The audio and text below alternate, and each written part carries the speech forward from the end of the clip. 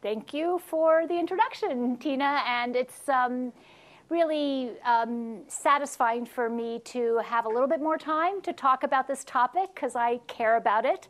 And as Tina mentioned, I gave this talk at the Academy of Otolaryngology Head and Neck Surgery, and I had to squeeze it all into 20 minutes. So it was a bit of a different experience. And so I'm looking forward to time for interactions and questions, and I hope that this stimulates the necessary conversations. So how did I get to be where I am today? Well, it is the summer, the year of Barbie, and I was a person who played with Barbies. And no, her anatomy didn't look like any anatomy that I'd ever seen. I was more of a Francie girl myself. But with Barbie, my sister and my friends and I could imagine being anything that we wanted to be. The sky was the limit. And I looked around at the women in my world, the adult women, my mother and my teachers and my parents' mothers, and they couldn't do what we imagined Barbie could do. And what I love is from 1973, Dr. Barbie is introduced, and I frankly think she looks like an otolaryngologist. So maybe there's some hope there. So as Tina mentioned, when becoming an MD-only physician scientist, which I am, I know many people are as well, it really required that I prioritize and focus, and whether it be focusing on my own research or, frankly, my children and my clinical practice, I really felt like I didn't have the bandwidth to think about a lot of other things until I'd gone through all the necessary promotion and tenure requirements. And so this is just kind of a summary of my timeline. But the more important thing is, as I was myopically focused on survival, I realized as more and more women were thinking about careers in surgery and otolaryngology in particular, that all I really knew was my experience. And because I did so much research, I was pretty sure my experience was atypical. And so at that point, I reached out to my chair, who was Jonas Johnson at the time. And Jonas was the president of the Academy. And I said, I really feel like I need to survey all the women who are otolaryngologists in this country. At the time, there were 502. And we matched each woman with 2 men who were her age and practiced ENT in the same region of the country, because the older studies borrowed from Susan McKinnon, who was the chair of plastic surgery at WashU. And Susan had really made a sub-career out of looking at gender in surgery in Canada, her home country, and then in many fields in the United States. But she was always stuck with comparing older men and younger women. And so when the pay gap was reported, people would minimize that as a reality, because older men who had larger practices couldn't possibly be compared with young upstarts who were the women. So we did the study in what I thought was a very rigorous way.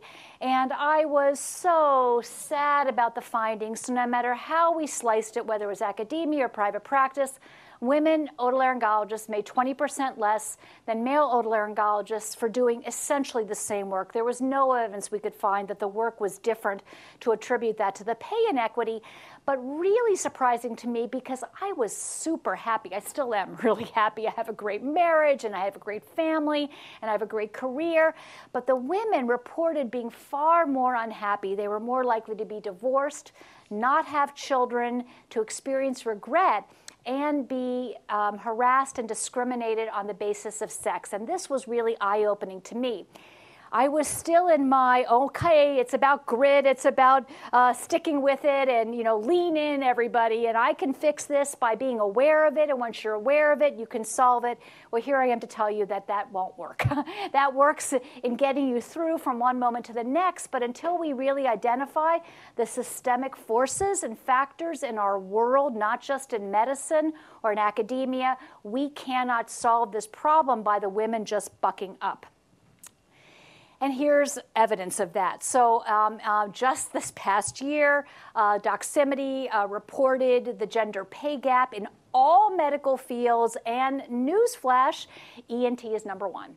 So we are the worst of all medical fields, and everybody might say, well, why is that? And the answer is, I don't know, but until you really study it and understand it, you can't begin to solve it. It clearly isn't one thing, like the women don't know how to negotiate. So it's problematic, but this is real. So in the most recent data show that women otolaryngologists now make 77.9% of what men earn. So basically, there's nothing that's changed in the nearly 20 years since I reported my data, which is a total bummer. So what about science? It's more of a meritocracy. One of the reasons that I became a scientist, and I've stayed in it, is because it's not about how much you like me or whether you think I'm a great surgeon. It's about, can I publish papers in the peer-reviewed literature? What's the impact factor of the journals where I publish? Can I get grants, that are peer-reviewed? So it felt to me like it was a level playing field, and the fact that I was a woman would be less relevant in terms of judgment. But Tim Ley, who John and I were just talking about, he is the head of the MD-PhD program, or at least was, at WashU. And in 2008, he published this really remarkable paper in the journal Science. And the bottom line is that 80% of the NIH grants go to men because 80% of the applicants are men. And 10 years later, Tim and I looked at the data. We were both on the Board of Scientific Advisors for the NCI, and the bottom line is absolutely nothing has changed. And in addition, while there are more actual numbers of women who are becoming chairs and deans and center directors, in proportion, it's no better whatsoever, and I'll show you that data in just a second. And my idea, which was politically a little bit of a hot potato, was give institutions a scorecard. Because I went back to UCSF and I talked to our chancellor and dean, and I said, do you know the percentage of women and underrepresented individuals who submit NIH grants from UCSF? And the answer is no. Nobody was keeping track of the data. But I looked at the data with CSR, and let me tell you, it is really diverse. There's some places where only 5 or 10% of the applicants are women. And I want to just say, I believe that in the case of inequities in academic medicine, women are the canary in the coal mine. I don't think it is necessarily better for people of different ethnic backgrounds, different sexual orientations, different racial identities, but I do think that women have made up half of medical schools and graduate schools for a long enough time now that the message that it's just a matter of time before everything settles out and it's equal is not a credible argument, and that's why I'm going to focus mostly on a cisgendered argument. So my suggestion was give everybody a scorecard. Let Lloyd Minor, my friend, know what percentage of the NIH applications from his faculty are coming from women and those who are underrepresented. Because the stories that I heard, and I'll tell you about them in a little bit, are ones of inequitable resource allocation. And when one is deprived of equitable resources, whether it be administrative support, whether it be actual laboratory space, whether it be discretionary dollars, it contributes to that ability or inability to have the grants ready and to submit them. So my message really is we have to collect the data, unless we're willing to accept that 80% of the NIH dollars should go to white men. So this was an eye-opening study. I told you that we've all been so jazzed when one of our friends or colleagues or somebody we know gets a high-profile leadership position and it's a member of a minority group, or in this case, women. But what this study did was brilliant. Over 35 years, they looked at the denominator. And what they found was that over 35 years, there was no evidence of the gap closing. That women, there might have been more women appointed to leadership positions, but it was not in proportion to the number of women who were eligible to be appointed to leadership positions. So over this gap, there was no evidence that women are advancing any more quickly through the ranks in academia. So what about my career? How did I get here? Well, I went to a liberal arts college. It was 50% women. I'm the oldest child in my family. My parents are academics. It never occurred to me in a million years that my gender would predict anything except whether or not I was the one who was going to have the children. And I go to medical school, about a third women. It was a little weird, but it was, back in the old days, and, it was not that big a deal. And then I become a surgical intern, and it's me and 18 men. And it was noticeable. I couldn't ignore the fact that I was the only woman in the program. And in the ENT program then in Pittsburgh, I was the only woman. In fact, they referred to the faculty as the big guys, the residents as the little guys, and I was the tiny guy. And I just decided that whatever they were going to throw at me, I was going to manage, because I needed to learn how to be a surgeon. I needed to learn how to take care of patients. And sometimes, my daughter's now a pediatrics resident, and I sometimes described her some of the things that I went through, and she's like, really? Didn't you report it? I'm like, no, there was no one to report anything to. And I was pretty sure that if I had found someone to report something to, I'm the one who would have suffered. It would definitely not have solved the problem. And I got used to being the only woman in the room, and I hate to admit it, but when you go up to an organizer of a meeting and you say to the organizer, as I've done more than once, I noticed that I'm the only woman speaker. Tell me about that. And they're like, oh, well, you wouldn't want us to compromise our quality just to have more women speaking, the message being that you're the only smart one, you're the only good one. And I kind of liked the way that felt, even though the message was a horrible message. So you get used to it, and sometimes you forget that you're the only woman in the room and you have a responsibility to do something differently. I stayed at one institution my entire career. And yes, people tried to do really bad things to me, and over a glass of wine, we can talk about that. But what I had that I didn't appreciate was I had even more powerful people, always men, who were there to protect me. So when someone tried to steal my data, the cancer center director stepped in and said, no, no, no, you can't do that. When my chair tried to curtail my clinical privileges, the CEO of the hospital said, no, no, no, no, you can't do that.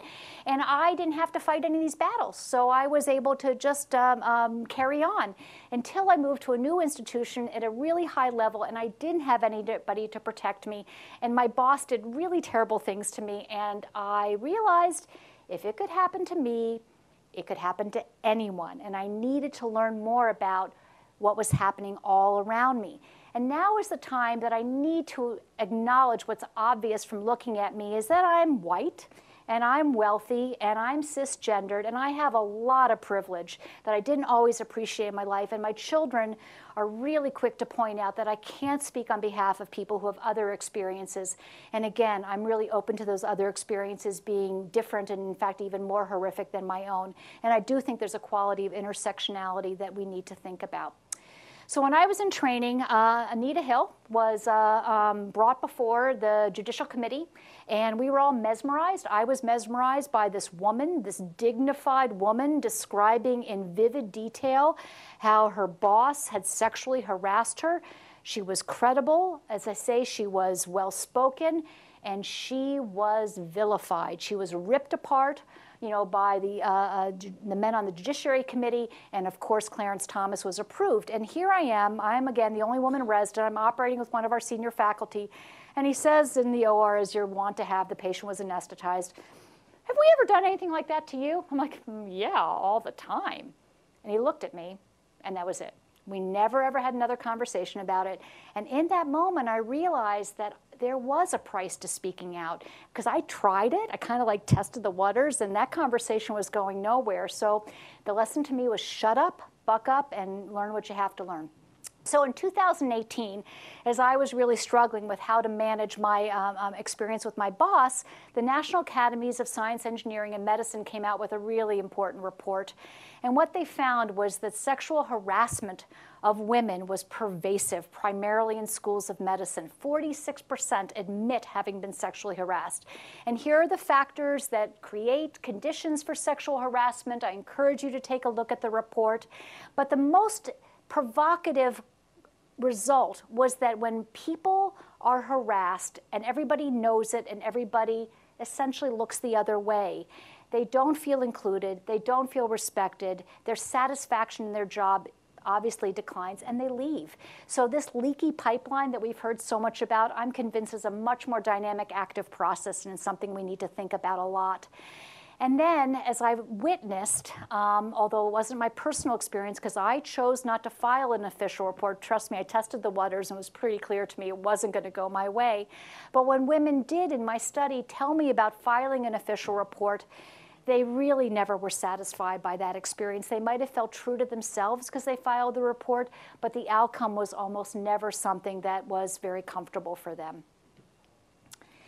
It's really important that we recognize that we are all biased. Gender bias is not restricted to non-women. And this was a great study from Jo Handelsman's group when she was at Yale. And what they did was they sent a CV to science faculty at Ivy League institutions, men and women science faculty. And the CV was from a person named John or a person named Jennifer. They were the identical CV. And the recipients were asked, are you going to hire John or Jennifer, and what are you going to pay them? And both men and women were far more likely to hire John and to want to pay John more.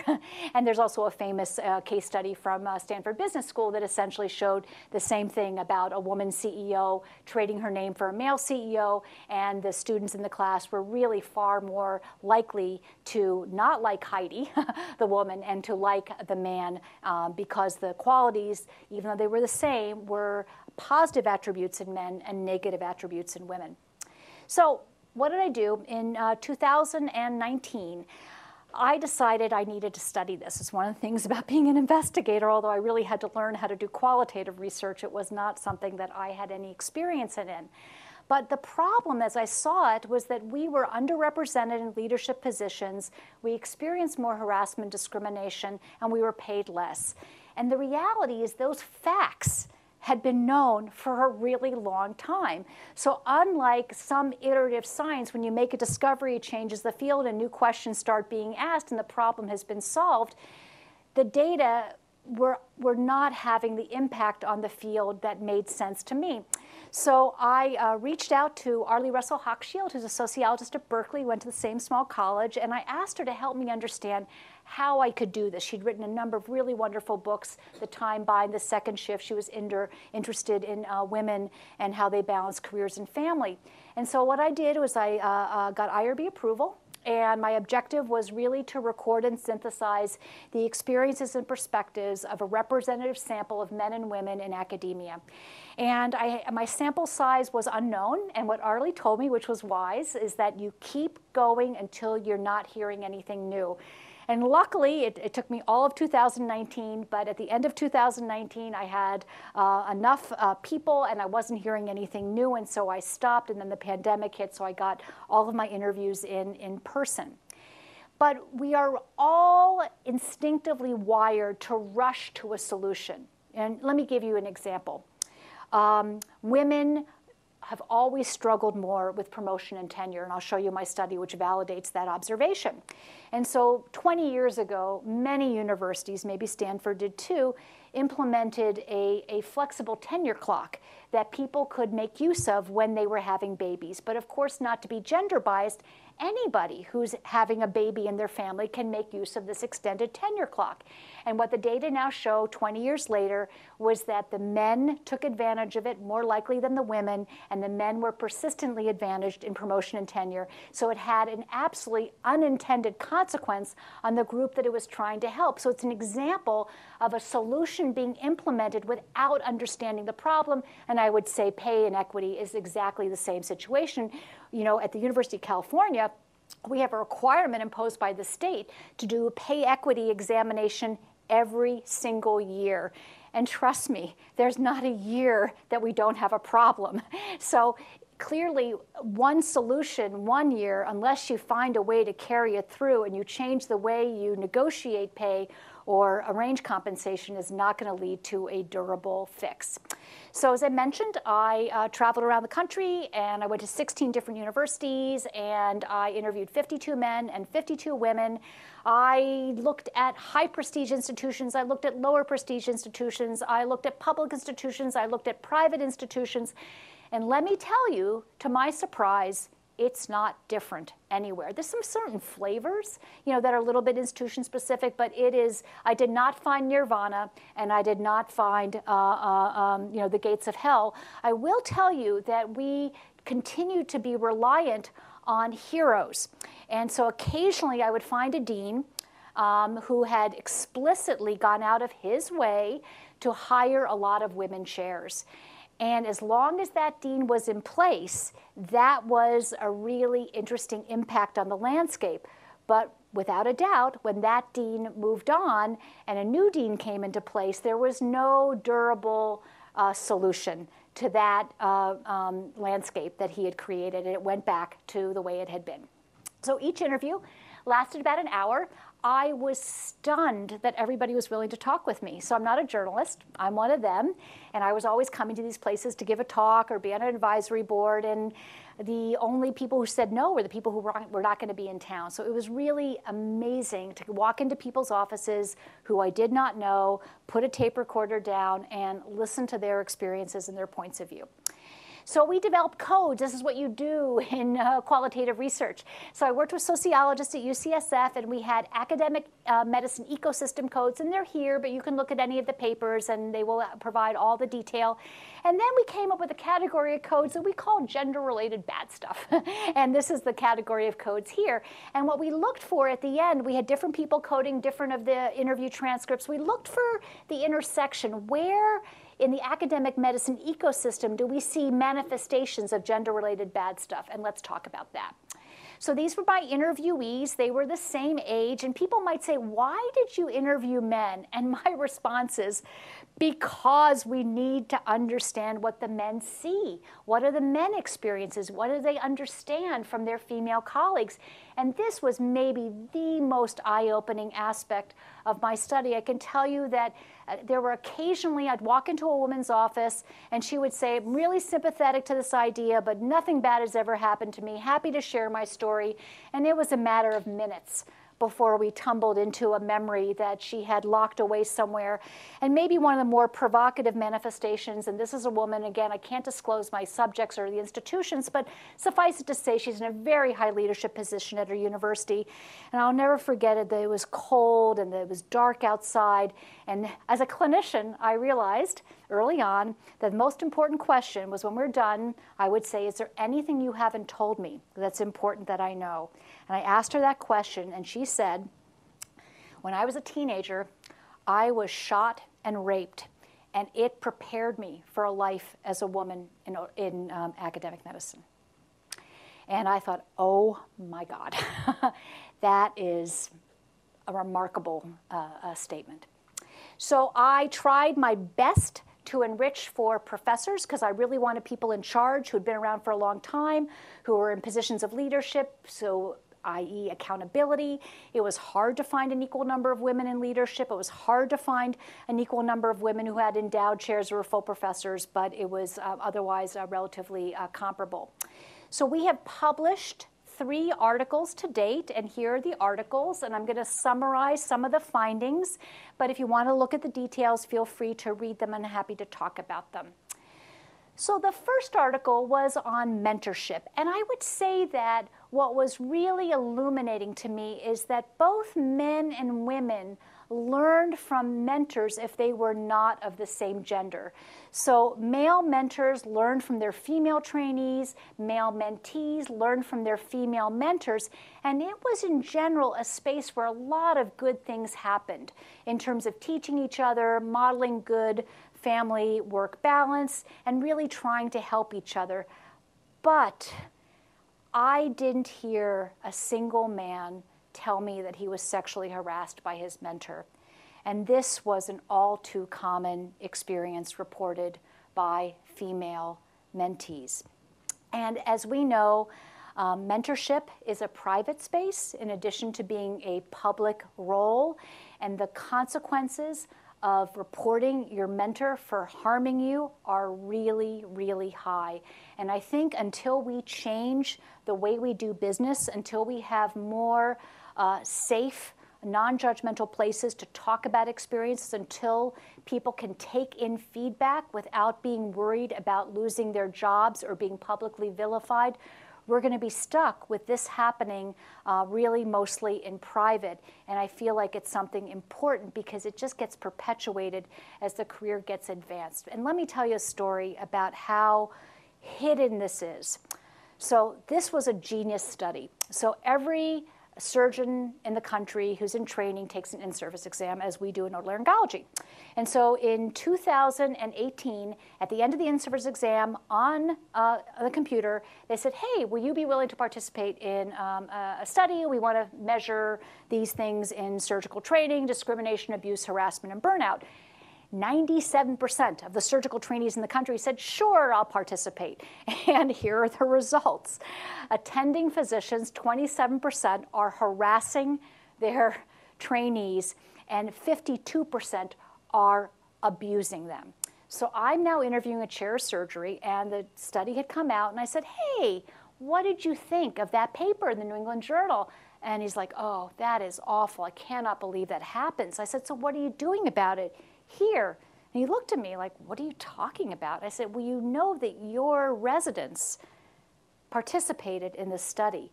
And it was like a light bulb went off. And I don't think this person was a bad person. But the idea that this was happening in his domain, and he had responsibility for identifying it and doing something about it, was news to him.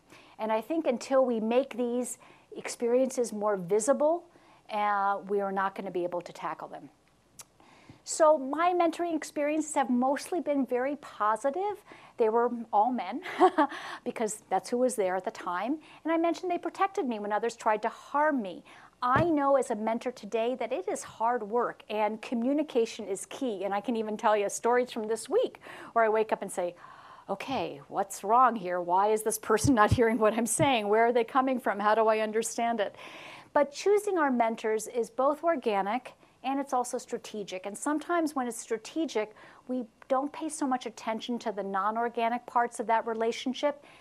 And at the end of the day, we are all people, and people are complicated. And we just have to remember that there's nothing to protect a mentee from a bad mentor except other people. So we have to do a better job. Next, I decided to study promotion and tenure because there was some quantitative aspect to it. And I looked back over all of my interviews, and only 2 of my 52 male subjects had reported any struggles with promotion and tenure, and they were both gay men in their late 50s or early 60s, and it had been a time when that was a really a challenging identity to inhabit in an academic setting. So I had to write the paper only about the women. But here's what I heard. The women mostly saw that there were ambiguous and or inconsistent criteria for promotion and tenure. There were a lack of standard processes for reviewing applications and then making decisions.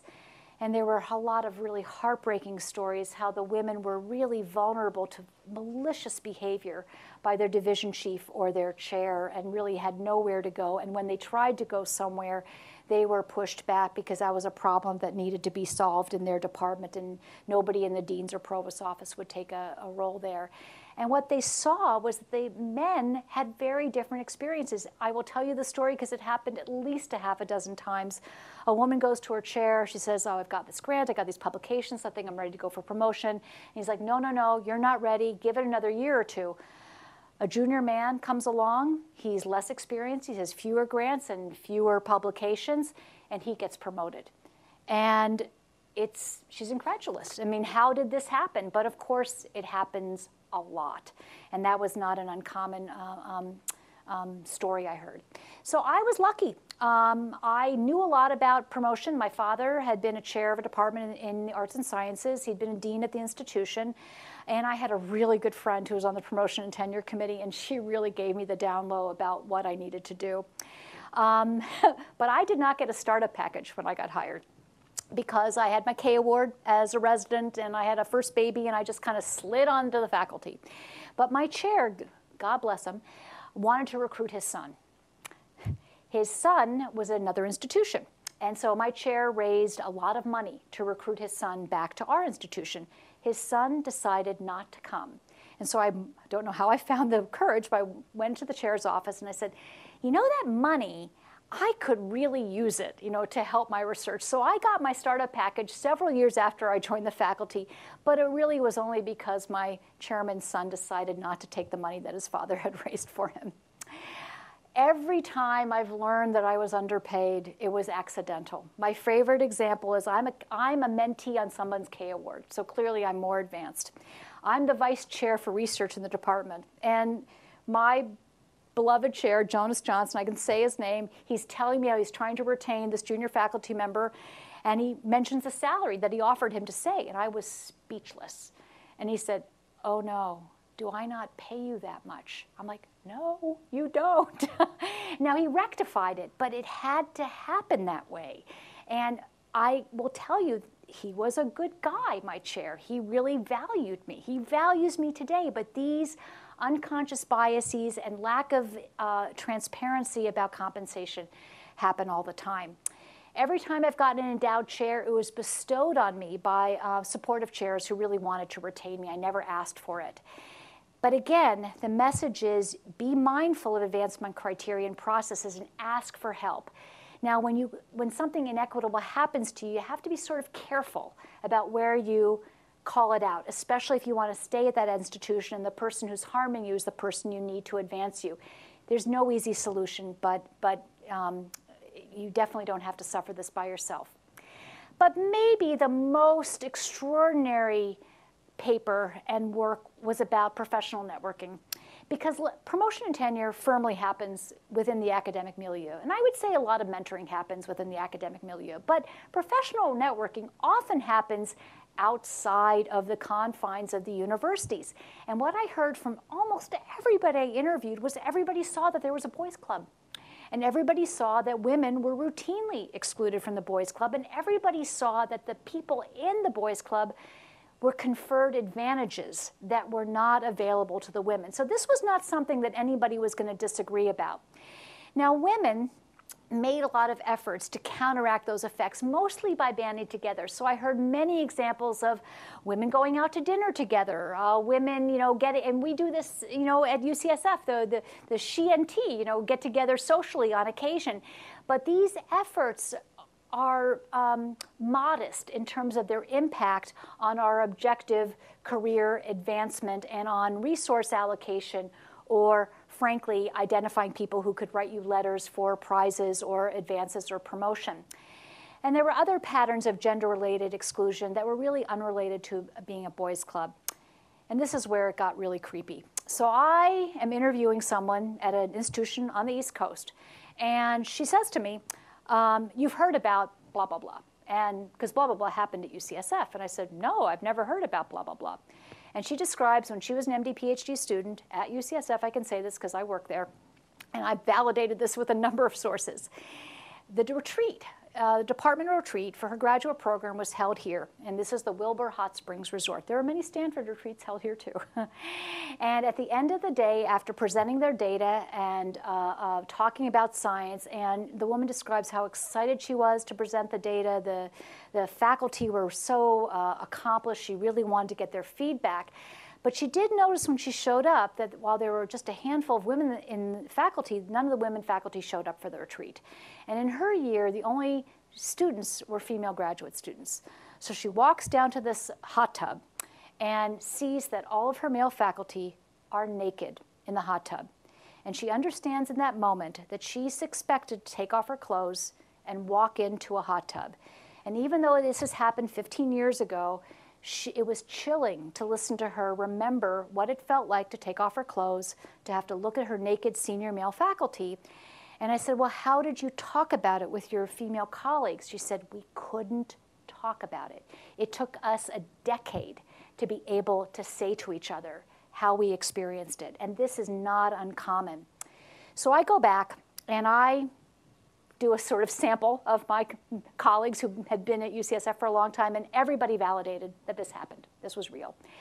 And the male faculty who were junior faculty voted with their feet. They just didn't go back. It made them very uncomfortable. And I was even giving a talk at Yale, and the next day I got an email. I gave this talk at Yale a few months ago, and someone in the audience said, I need you to know that I was a graduate student at UCSF. I'm a man. I went to this retreat. It happened, and it made me uncomfortable too. So there were a lot of people who were uncomfortable. So recently, one of the senior faculty member, who is my friend, he has really been wonderfully supportive of me. I asked him, what were you thinking, when you did this? And he said, we really believed that if we all got naked together, we could level the playing field, that graduate students and faculty could be equal. And then before I could say it, he says, oh, that really doesn't sound right. I'm like, I'm glad you know that now. So my networking experiences I've had my share of creepy experiences. And as you could probably tell, I'm an extrovert, which does help in networking venues. But it can be really hard to network in places where you just feel uncomfortable, like strip clubs, etc. Most power networks are still male-dominated, but if you show up and you speak up, you can actually make a real difference, particularly if it's a safe venue. Now, I think I was wrong about this. So there's an organization called ELAM, Executive Leadership in Academic Medicine, and when it was started, my dean and chair every year wanted to nominate me to go. But I was in this mode that leaving my young children for another month a year was just unacceptable. And I reasoned that all of the leaders I saw were men, and I needed to learn how to live in that environment, and I didn't understand how just networking with women would allow me to do that. But I think I was wrong, because many of my friends and many of my interviewees have participated in ELAM, and what it's done is provided a support network, a communication network. They really do help each other. So I was wrong about saying no to ELAM. Well, if you weren't convinced that this is still happening, this just came out. And if you didn't hear about it on the news, 30% of women surgeons in the national health system in England report being sexually assaulted while they are operating. You can't make this up.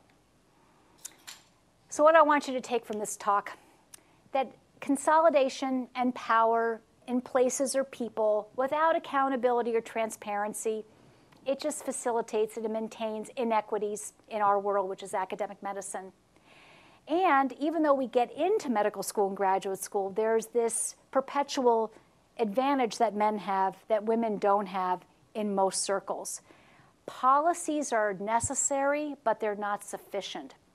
When something bad happens to you, please talk to somebody. It can be so healing. At the moment, I can tell you when it's happening to you, you feel intense shame. You wonder, what you've done to deserve this treatment. It's sort of the classic abused woman mentality, but it's really helpful to find someone that you can talk to.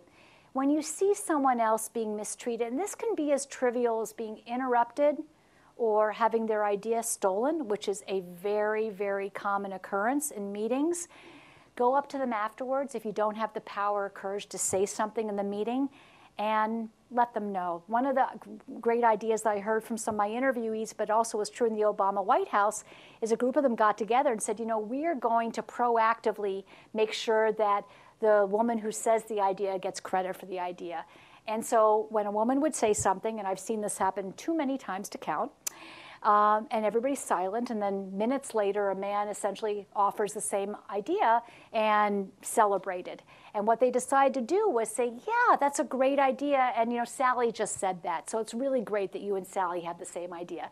And what people have told me in the interviews and what I saw from the Obama White House is this was very successful. It's gentle, it's kind, it gets everybody aware that it's happening, and again, there's no one single fix. We need to be able to talk about these things. We need a language and a culture that is free from retaliation. Because if we aren't comfortable with these uncomfortable topics, we're never really going to make a difference. So what do I wish I'd known? Well, I wish I'd written everything down. I had this wonderful mentor who told me to write everything down because I was the only woman, and I was just so overwhelmed, and I'm not really a journaler, so I didn't. But when things bad started happening to me, I did start writing them down because I needed to remember them. I needed to put it in writing so I could process it, and it was really therapeutic and helpful. Our bosses are not our parents. We don't have to spend so much time trying to please them. Embrace your teams, whether they be research teams or clinical teams, and hold on to your true partners or friends, because that will get you through the tough times. Yeah. Find communities where you can be yourself. If you can work in a place where you can be you and not worry about other people being uncomfortable with who you are, that's really a dream job. Family and friends are everything. Your children will love you for who you are, and they'll forgive you for your missteps. My kids have forgiven me. And when the bad things happen, it's okay to take them seriously, but don't take them personally. Just like when we get a grant back and it has a bad score, we take it so personally. It isn't personal. And almost every bad grant review has some kernel in there that will allow you to do better work. So again, don't take it personally. And to be truly happy, you have to lean into these hard times. And I have found that my instinct was to run away, to never speak about this, to pretend it didn't happen. But by leaning into it and processing it and doing this work, I really feel like I've grown as a person and as a mentor and hopefully as a leader. But most importantly, when you are in doubt, remember you're enough. We are all good enough, and I certainly have figured out that I am probably good enough. Katalin Karikó last week won the Nobel Prize in Medicine. It's an amazing story, but what's most extraordinary about it is the following. 2 years ago, I wrote an article about Katalin because what happened to her that is now percolating out in the press is she was denied resources. She was denied a faculty position. She was denied a laboratory. And she hung in there because she loved the science so much. Andrew Weissman, a lovely neurosurgeon, physician scientist at Penn, welcomed her into his lab and supported her. If she hadn't had the persistence and the grit to tolerate all these inequities, I don't know how many of us would be here and how many millions of people in the world would have lost their lives to COVID. And just today, Claudia Goldin won the Nobel Prize in Economics. She works at the business school at Harvard. She has dedicated her life to looking at women in the workforce. So I really do think that there's hope. So why am I still here? I love being a physician scientist. I love the idea that the people I help in my clinic are really only a few of the people that I can help, that the research can help so many other people, particularly if I study something that's important and the discoveries have translational implications. It's such a treat to come down here and meet you and interact with you. And I still hope that I can make a difference. So what I've done is I've actually written a book. And this is a brand new space for me, and I have a literary agent, which turns out is not so straightforward. And in the book are really all the stories that I heard from the men and women I interviewed, and I can tell my story very openly.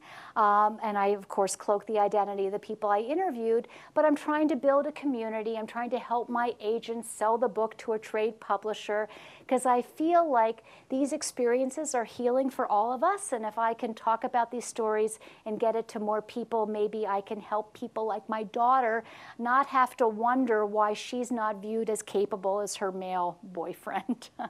And so this is my family. My amazing husband, Don, is a cardiologist, Anne is a pediatric resident at the Children's Hospital of Los Angeles, and Ben reads tarot cards and is studying to become a professional life coach. So thank you so much for having me, and good luck to you all.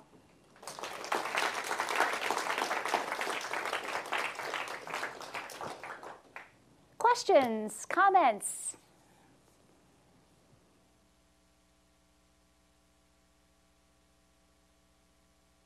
Yes. You mentioned that you noted in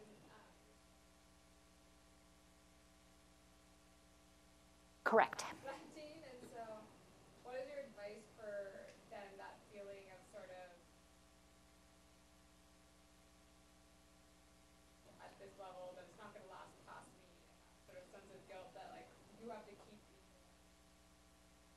Yeah, It's just gonna disappear. it's a really, really good point. So what I would say is that it is a step in the right direction to intentionally hire diverse people into important positions. But what really is the hidden problem is how do search committees function? How do names get advanced? How are decisions made? And until we start putting rules, regulations, and oversight mechanisms in place, let me tell you a story that I heard. And I heard this in person. So a woman, Talmadge King, who's the dean at UCSF, is African American. He is a wonderful human being. And Talmadge put a rule in place when he took over as dean that every important committee had to be comprised of 50% women or underrepresented in medicine. There was incredible pushback from the chairs, let me tell you. Oh, I only have 1 or 2 women in my department. She's going to be on so many committees. Anyways, it's made a huge difference. But one of the stories that a woman who was put on a committee because she filled that gap said that when it came down to the 2 finalists, a man and a woman finalist, the woman finalist was critiqued because she wasn't warm and fuzzy. And when she came and told us that, Talmadge said, well, did you push back? And she said, no, because I'm an associate professor and my chair is chairing the search committee. And he said to her, I put you on that committee so you can push back. So here we have an example of a well-intentioned policy, i.e. great representation, but you then have to empower the people on the committee to be alert for these kinds of, and it happens, it's unconscious. So what I would say is it's belt and suspenders and it's iterative. There's no fail-safe mechanism because as I said, we all bring our biases to these experiences. When I was leaving Pittsburgh, I was taken out for a drink by someone who I won't name. He's now in a very high-profile position somewhere else. And he said, you've been so successful, but I got to tell you, you're a little aggressive. And I said, oh, what do you mean by that?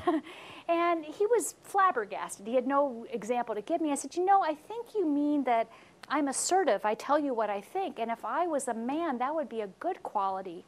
But because I look like this, it's considered a liability.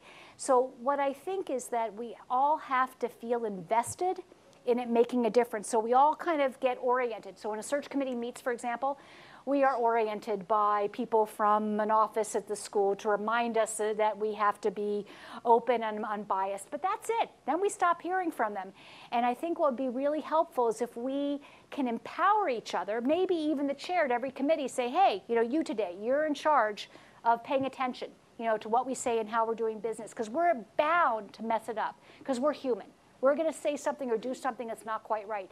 So you're in charge. We just have to accept that we have to be better than our native instincts. So what I would say is that heroes and heroines are great, but without these systemic forces in place, these requirements for committee composition, education of committees, how you make decisions. Here's another example. I'm sorry, I'm going on and on. But at UCSF, I just recently was chairing an academic planning and budget committee for a couple of years. And so I said, okay, let's look at resource allocation. And so let's look at endowed chairs. Guess what? 80% of the endowed chairs at UCSF go to men. And when I go to the dean's office, they're like, oh, it's the donor. The donor, wants to name the man, and we can't do anything about it. So we meet with development. Development's like, no, that's not true. And so here you have 2 things that are not they're mutually exclusive. And you're like, okay, let's now start talking about this. So, what methods are in place to actually improve the diversity of these very, very precious resources, because it gives you discretionary funding. And it's not easy. So what I'm saying to you is I worked on this. I've got data. I've got people in the dean's office working on it. And as I came off the committee, I met with the chancellor in charge of diversity. I met with the person in charge of something called Differences Matter. I had to hand it off to 3 different people to say, don't drop this ball. This is not something that we can afford to ignore. So these are messy human problems, but a simple thing like asking the chair to justify giving a precious resource like an endowment to an individual and not to another individual is not an unreasonable part of their annual performance evaluation. So don't be discouraged, but remember that there's usually never one quick fix. As a former misogynist, I have to congratulate you. That was an awesome talk. Oh, thank That's you. And how did you recover from your misogyny? that,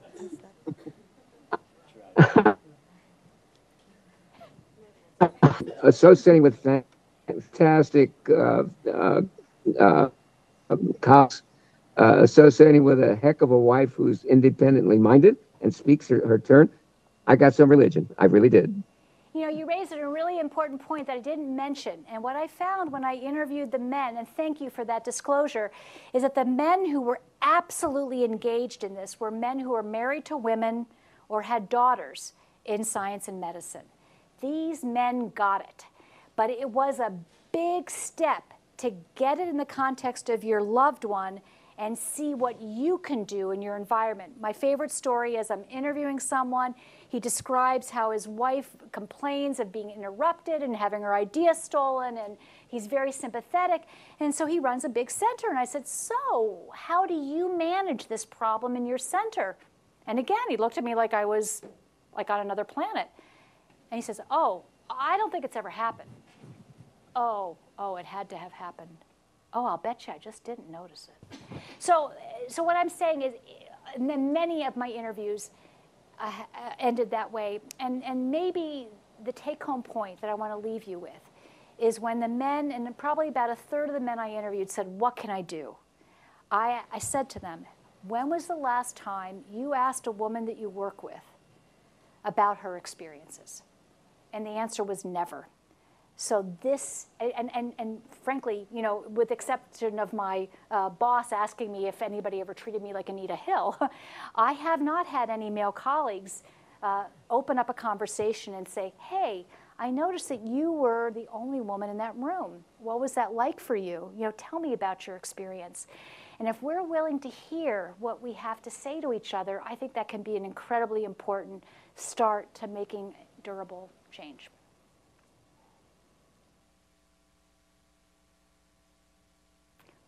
Yes. Thank you so much for your talk, Dr. Grandis. Hey, George. You know, I've heard that, like during COVID, for example, when both spouses were at home and expected to take care of kids, these responsibilities often fell on the wife rather than the husband more often than not.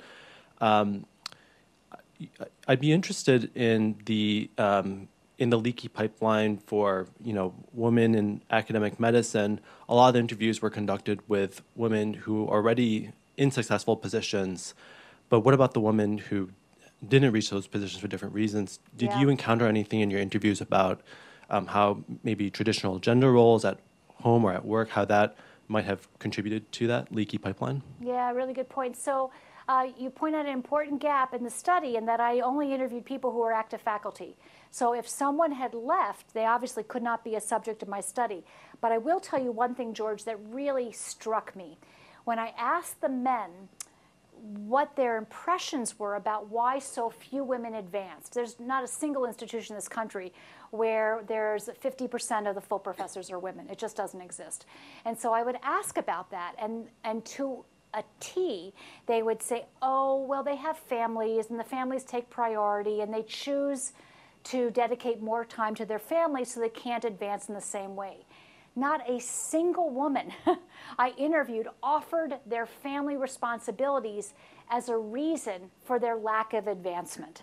So there we have, I think, a really major disconnect. You're right. I mean, you know, another message is that we're not unique, except the fact that we believe we're a meritocracy and we're not. You know, gender inequity, as Claudia Golden's Nobel today, is everywhere. It's in every field. My only argument is that, like with Katalin Karikó, the consequences to the well-being of the world, if we snuff out the opportunities for people who are really talented and poised to make important discoveries to advance our well-being, are catastrophic. It's a different kind of consequence. It's a little bit hard to paint that picture, although her winning the Nobel is certainly timely given her experiences being embraced. So I think that you're right. You know, the COVID pandemic highlighted, the inequitable way we allocate work in our home. My husband, good guy, but I've totally enabled him. I mean, when he was in private practice, I'm not sure he knew like where our kids went to school and what their friends' names were. And we joked that, he took care of the outside of the house, which meant he hired the person to take care of the outside of the house. And I took care of the inside of the house, which of course was a lot more work. And I kind of put up with that. So I was equally responsible for creating a circumstance where I felt constrained by going to meetings or doing the ELAM course.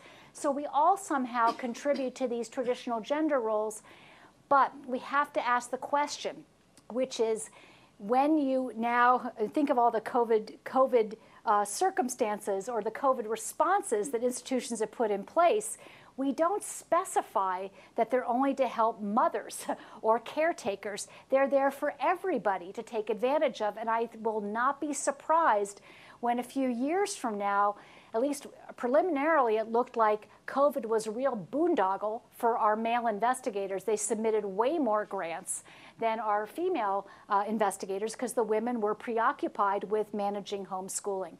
So these forces percolate into our field, and it's really our responsibility to think of creative solutions to provide childcare, for example, or some kind of discretionary funding that women can tap into, to take care of their elderly parents or their young children if they want to participate in something. These are hard problems to solve, but I would push back that the woman's career stalls because of her family responsibilities. I'll tell you one more story. I was at a leadership meeting, and there was a chair of a department, a clinical department, and he had a gender pay inequity issue in his department, and he said, I can't help it if the opportunities I provide for everybody to make more money are only taken advantage of by the men. And someone said, well, what do you do? He says, oh, they can work evenings and weekends.